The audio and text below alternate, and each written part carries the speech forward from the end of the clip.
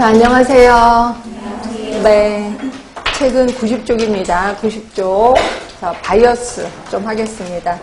이거는 기출이 그렇게 자주는 아닌데, 나오면 우리 쪽에서는 100%니까 어떻게 할 수가 없어요. 그래서 대부분 연구사 문제에서는 좀 많이 나오는데, 우리 쪽에서는 한때 2011년에 한번 나왔다가, 그 다음에 좀 이렇게 뭐 7급 이런 데서 나오는데 조금 없긴 하더라고요. 근데 하여튼 나오긴 나올 겁니다.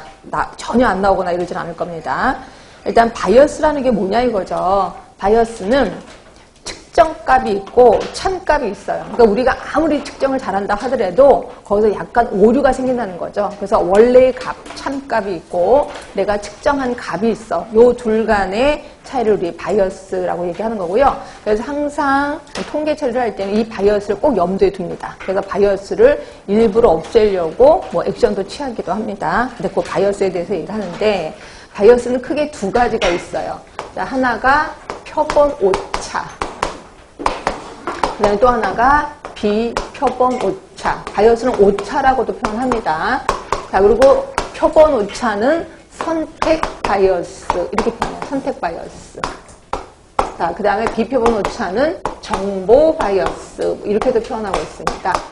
자, 우리 전수조사를 솔직히 못하잖아요. 그래서 전체 모집단을 다 조사하는 거를 우린 전수조사라고 합니다. 근데 솔직히 전수조사하기엔 시간 너무 많이 걸리고 돈도 많이 걸리니까 여기서 일부분만을 뽑아낸단 말이에요. 그래서 표본을 샘플링한다, 뭐 표본 조사한다 이렇게 표현하는데 표본을 뽑는 과정에서 이 모집단을 대표할 만한 표본을 뽑아야 돼. 그래야지 모집단을 잘 설명할 수 있게 되는 거거든요. 근데 내가 인간이잖아요. 이러다 보니까 표본을 잘 못 뽑는단 말이에요. 그래서 이렇게 뽑는 과정에서 오는 바이어스를 우리 표본 오차 또는 선택 바이어스라고 하는 거고요. 자, 이렇게 해서 표본을 뽑았어. 그럼 이 사람들한테 설문지를 돌릴 거 아니에요. 설문지를 돌릴 때 솔직히 여러분은 가슴에 손을 얹고 한번 양심 고백해 보세요. 내가 설문지를 성심성의껏 답한 적이 있다 없다?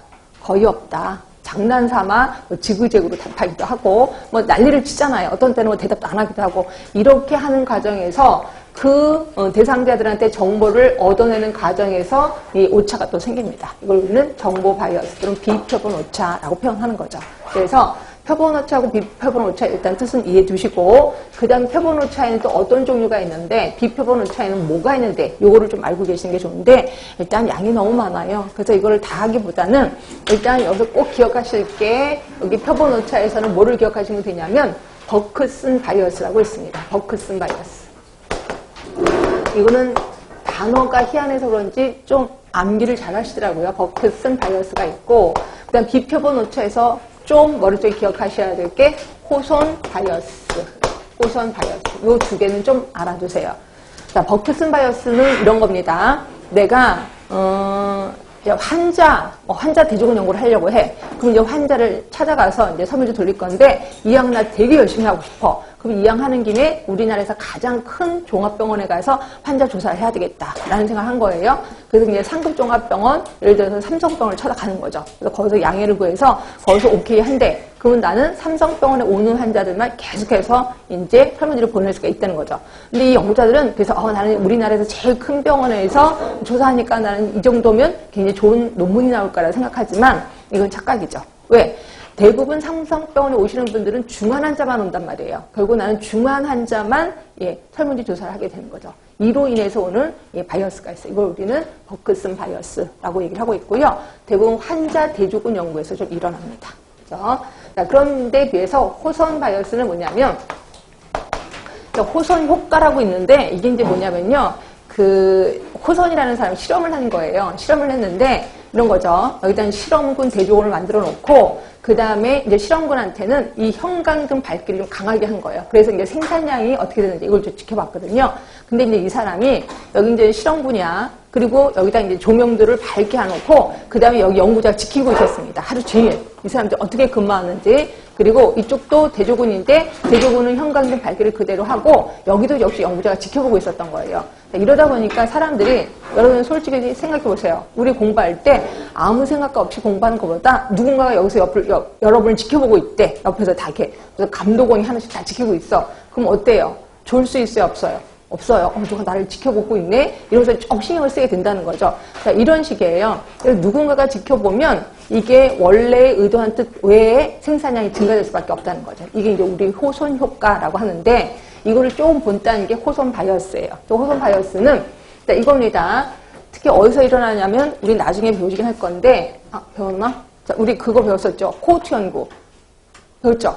네. 코호트 연구에서는 뭐라 그랬어요? 지금 건강한 사람 또 그러니까 노출된 사람 또는 비노출된 사람을 쭉 추적 조사한다 그랬잖아요. 그러면서 틈틈이 설문지 조사를 하거든요. 틈틈이. 그럼 설문지 조사하면 설문지 내용이 똑같단 말이에요. 그럼 한 달 전에 설문지 한번 훑어보고 2달 전에 한번 또 보고 하다 보면 나름대로 학습 효과가 있단 말이에요. 그래서 정답을 때리게 되는 거예요. 내 원래 상태를 제시하는 게 아니라 이런 게 좋은 건가 봐. 그래서 좋은 걸 때리게 된다는 거죠. 이걸 우리는 호손 바이어스라고 하는 거야. 그래서 이거는 정보 바이어스에 속하는 거 이해되실 거고 이 두 개만 일단 가장 큰 거 두 개만 좀 기억해 두시고 나머지는 책을 보면서 이제 뜻을 이해하시면 될 것 같아요.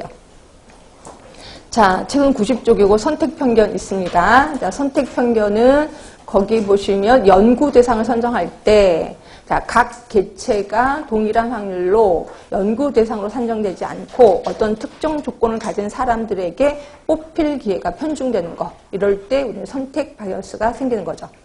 자, 여기에 버크슨 바이어스입니다. 병원 환자를 대상으로, 즉 환자 대조군 연구에서 발생하는 바이어스다. 그래서 특정 병원에만 한정해서 뽑을 때 해당 병원의 특성에 따라 더 중한 대상자가 올 수도 있고 또는 반대로 덜 중한 사람이 내원할 수도 있다는 거죠. 이걸로 인해서 오는 바이어스를 우리 버크슨 바이어스라고 표현하는 거고요. 그럼 이걸 없애려면 어떻게 해야 돼요? 여러 등급의 병원을 선택하면 되겠구나. 이렇게 보시면 되겠지.